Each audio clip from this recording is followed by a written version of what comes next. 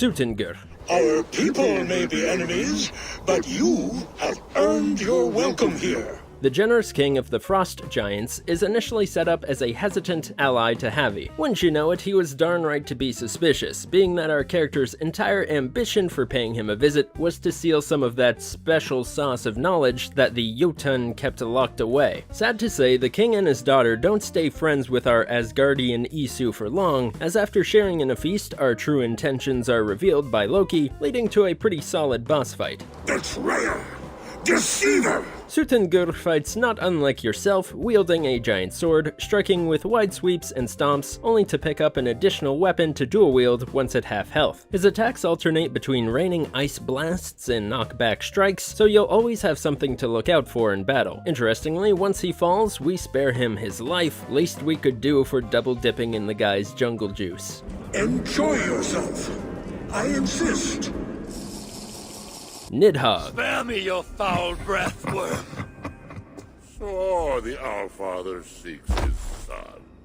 This nasty-looking flesh wound of a dragon is basically like the Satan of Norse myth, devoted to torturing the guilty and chewing on the life tree itself. Havi happens across the beast during a brief goose chase for his son, and the battle that ensues can go one of many ways. Nidhogg has various powers that he may or may not choose to unleash, which adds a degree of randomness to the battle. But one thing is for certain, if you want to get in any damage, you'll need to step on some toes. Damaging all 4 of his feet will cause a brief stun and allow you to chip away at his actual health bar. But it's easier said than done, since his entire body is surrounded by poison clouds, or undead grunts, or both. Okay, that's good. It's enough slicing! If Nidhogg chooses to revive with half health, you'll have to do the song and dance all over again, and since the area provides you with only limited arrows, there's not much you can do except stay light on your feet and prioritize avoiding damage outright.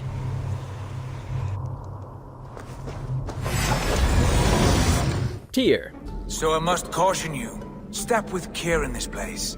What happens here may ripple through the fabric of the 9 worlds. In Assassin's Creed, Tyr is our trusted lieutenant to Odin. He stands for justice, peace, and happens to be reincarnated as your adopted brother. Nice! Slumber party with Tyr. In the game, we only get to see Tyr fight very briefly when confronting a battle on the Bifrost, and by all accounts he does well. But of more prominent note is his leadership of the Raven clan when brought back to life, since Sigurd and Eivor form one of the most successful Viking families in England. With Sigurd at your side, you take down countless hordes of dudes. You even take down Loki in the form of Basim, a master assassin, despite Tyr losing an arm to match his previous fate yet again from Asgard. Oopsie doops. With him at your side, there's little you won't accomplish, if only he could keep his arms attached while doing so.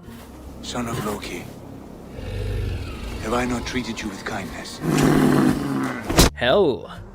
Tell me, what do you think of my home? How does it compare to your early memories of the place? The final boss of Niflheim and goddess of death. It seems like a pretty powerful Norse goddess to me. Once again, people can't help but to mess with Baldur, and the lady sharing a name with HE double hockey sticks is happy to get in your way one more time at the end of the Forgotten Saga expansion. Hel ruthlessly attacks you in a duo with her hound. Trying to take it out will only see it raised again. Man, things don't like to die here. Hel herself launches shockwaves of energy, flies in to slice and dice you, and finally uses the roots of the life tree itself to block projectiles and attack with various arena covering moves. Unlike most bosses, Hel has no weak spots, offering extra damage to the player. You'll just have to play it smart the whole way through, no freebies. Oh, and I still don't understand the ending. A lot of mumbo jumbo involving simulations, Hel escaping simulations, Baldur's in a no idea. You left behind a rotted stump. I nursed it into a dreadful orchard. Surtr. Okay. As I knew you must. The final boss of the most mythological DLC so far, Dawn of Ragnarok, Surtr is fought 3 separate times to try and prevent the Doomsday Prophecy. Surtr was told he was destined to end our character's life, and unless you've completed most of the game, he's gonna do just that, trust me. The fire giant starts the fight at a ridiculously high level, and if you've entered the DLC while still in the early game, you're gonna be one-shotted by lava countless times before giving up. His attacks aren't anything special beyond massive sword swings, but the damage over time from being near his magma will guarantee a stat check of health bar points and fire resistance perks even if you have perfect timing in combat. This was a pretty accurate depiction of the flaming beast who would go on to destroy Asgard, because if we as Odin didn't stop him, no way any of our pals could. Lo and behold, however, it was a twist, and by offing Surtr where we did, the prophecy came true anyway. Here, fool. Your twilight comes. Still drawing breath? I have a cure for that. The Builder. Freya, my beloved.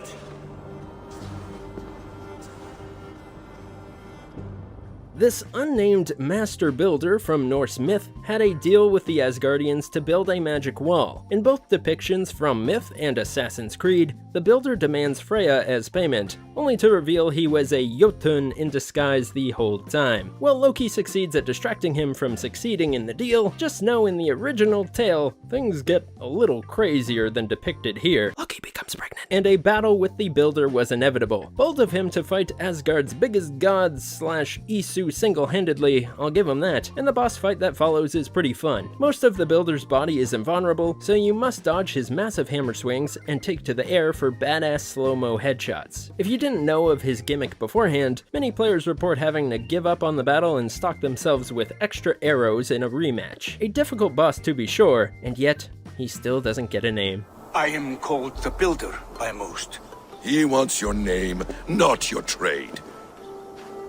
Thor. I have slain giants and monsters. I am endlessly brave. I am adored by the masses from warrior to slave. Now, whatever you're expecting might not quite be it from ACV Thor. The Isu god is depicted as a big, battle-hungry oaf and not a lot else. He does a decent job when facing an army on the Bifrost. Beyond that, we don't really see him much, though he has a few great scenes when reincarnated as Halfdan Ragnarson. It ain't subtle, but the hammer-wielding brute becomes a successful Viking Jarl, much like ourselves. All in all, we can prove the original Thor is powerful because Havi, Eivor, Odin gets their hands on his iconic weapon themselves, and Mjolnir really steals the show. The hammer keeps enemies stun-locked with blasts of electrical damage, and dual-wielding it can create some overpowered combos. Thor knows how to pick them. Enough of this sorcery, woman. Just point me towards the enemy and I will handle them. Fenrir. The Aesir worry about your growing size and strength. Good now. Destined to be the end of Odin and instrumental in Ragnarok, the giant wolf haunts you from almost the beginning of the game. We have to fight him twice, once in his youth before learning he's Loki's son, and a second time to try and imprison him for good. He makes for one of the hardest boss fights, though not always for intentional reasons. His hitbox often becomes problematic, being that the beast can burrow under the ground, appear, and leap around rapidly, leading to a lot of missed shots. Sometimes hits won't connect when they feel like they should, and other times he's sending tornadoes and hurling boulders at you. Since he is the final boss of the Asgard world, expect to be in this fight for a long time before he falls. No question about it, he's a god-eater and a lot of people will feel like they're destined to be his lunch. I will kill you, all of you, gorging on Aesir flesh. Loki. Clear eyes, strong haunches. It must come from powerful stock.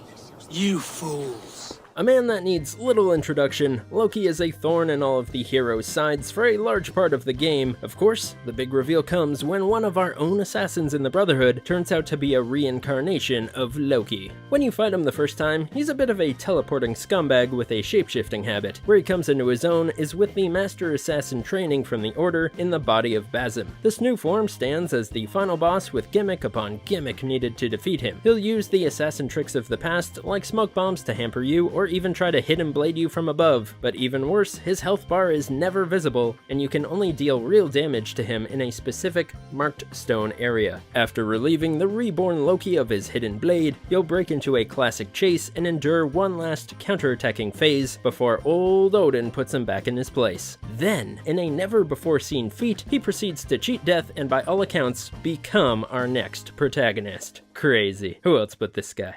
Do not be so sure of that. The game is not over. The game is never over! And you know we couldn't forget the true powerhouse of the Norse gods. Ratatoskr. Squirrel rap battle? True, Tooth, I am named for the way I bite at the bark of this world tree. Nah, for real. Odin. Everything you believe in stirs before you, yet you question all. You question the very gods. The Allfather, the Wise One, the Lord of the Aesir, the Horsehair Mustache, Havi, and the source of our main character's power for a large part of the story. He is depicted with numerous powers, almost all of which we get to experience firsthand. Shapeshifting, disguising as the enemy, loads of special attacks, taking on the elemental powers of fire and ice, teleporting, etc, etc. Not to forget, he brought many players' weapons of choice, Odin's lightning spear, into battle, which you must face him with at the end of the game. His boss fight, where you deny him the right of your sane mind, can only be conquered by going outside the bounds of a traditional fight. Yep, a pause menu. Odin will drag you back into combat endlessly if you try and attack or run, and only by refusing to play and unequipping your axe can you escape his clutches. So long, Odin, and thanks for all the fish. And by fish, I mean cool gameplay. Glory! Power! What more do you need? Everything else.